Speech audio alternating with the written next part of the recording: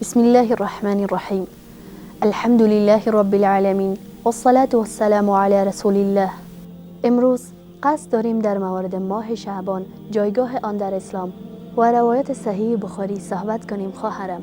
پس بدان ای خواهرم که ماه شعبان در اسلام چه جایگاهی دارد. ماه شعبان هشتمین ماه هجری قمری است و در نزد مسلمانان از اهمیت ویژه‌ای برخوردار است. اگرچه این ماه ماهی است که به طور مستقیم به عنوان ماه عبادت و روزه مشخص نمی شود، اما در آن اعمال خاص و فضیلت‌های زیادی نیز وجود دارد و همچنین در قرآن کریم هیچ آیه خاص در مورد ماه شعبان ذکر نشده است، اما در حدیث‌های پیامبر صلی الله علیه و سلم و در کتاب‌های معتبر حدیثی درباره این ماه صحبت شده است. از جمله صحیح بخاری و مسلم از اسامه بن زید رضی الله عنهما روایت است که فرمودند: گفتم یا رسول الله صلی الله علیه و سلم، من آنچنان که دیدم در ماه شعبان روزه میگیرید ندیدم که در ماه‌های دیگر روزه بگیرید. فرمودند: شعبان ماهی است که در بین رجب و رمضان واقع شده است و مردم از آن غافل می شوند. شعبان ماهی است که در آن اعمال انسان به سوی پروردگار جهانیان بالا برده می شود. من دوست دارم که عمل من در حالت روزه بالا برود. و دیگر این که شیخین بخاری و مسلم از ابو هریره رضی الله عنه روایت کرده: قال رسول الله صلی الله علیه و سلم: لا تقدم رمضان بصوم يوم ولا يومين إلا رجل كان يصوم الصوم فليصوم. حدیث بخاری حدیث 1014 و مسلم حدیث 1082. هیچ کس از شما نباید 1 یا 2 روز قبل از رمضان روزه بگیرد مگر کسی که موقیت به روزه گرفتن باشد. به عنوان مثال روزهای دوشنبه و پنجشنبه بوده است چنین شخص روزه بگیرد. و نیز ابو داود، ترمذی و ابن ماجه از ابو هریره رضی الله عنه روایت کردند که پیامبر صلی الله علیه و سلم فرمودند: اذا انتصف شعبان فلا تصوموا.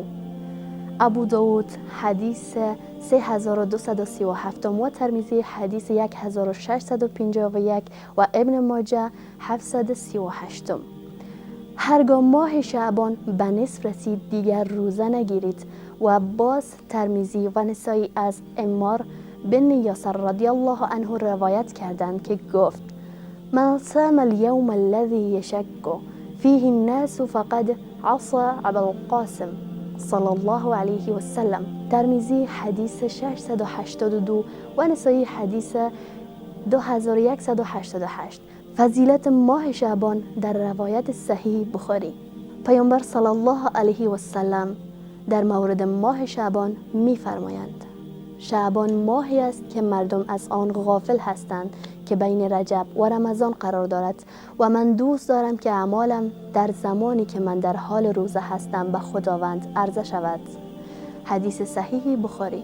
این حدیث نشان دهنده اهمیت ماه شعبان و روزه در این ماه است. پیامبر صلی الله علیه و سلم به این نکته اشاره می کنند: این ماه فرصت خوب برای تمرین روزه قبل از ماه رمضان است. یعنی ماه شعبان ماه تمرین بر ماه خداست. ماه شعبان زمان مناسب برای توبه، استغفار و آمادگی روحی برای استقبال از رمضان است. در این ماه باید به طور خاص به یاد آوری و توفیق‌های خداوند و استغفار از گناهان گذشته می‌پردازیم. همچنین این ماه فرصت خوب برای انجام اعمال نیکوست مانند نماز شب، صدقه و دعا. و همچنان از عایشه رضی الله عنهما روایت است: ما رأيت رسول الله صلی الله علیه و سلم استكمل الصيام شهر قط الى شهر رمضان وما رأيت في شهر اكثر منه صيام في شعبان. متفق علیه. پیامبر صلی الله علیه و سلم را ندیدم که ماه را کامل روزه بگیرد مگر ماه رمضان و او را ندیدم که هیچ یک از ماه‌ها را به اندازه ماه شعبان روزه بگیرد.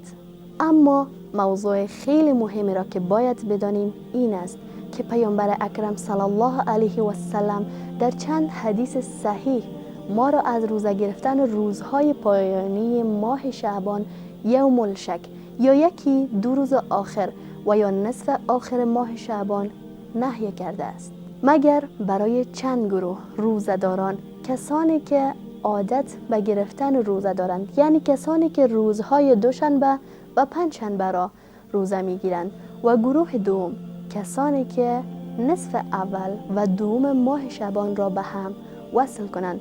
پس بدان ای خواهرم، چنانچه رسول اکرم صلی الله علیه و سلم گفتند بیشتر مردم از این ماه غافلند، پس نباید از غافلین باشیم.